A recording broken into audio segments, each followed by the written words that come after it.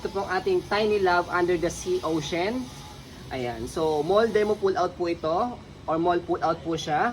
Ayan. With manual. And then yung kanyang lagayan. Okay. So, sa lagayan niya, kung bakit siya mall pull out, ayan. So, meron po siyang dented.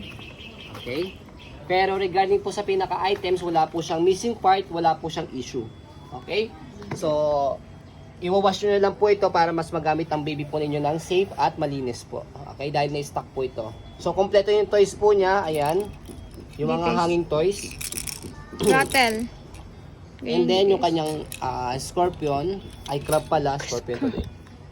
Ayan. Working po yung kanyang sounds. Ayan. And then, yung ibang toys. Mirror. And then, theater niya.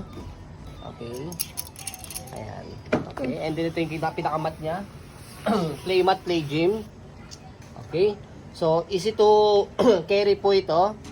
Ayan, For i-fold travel. natin para at least makita po ninyo. So, i-fold natin siya.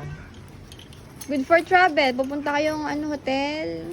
Punta kayong Tagaytay.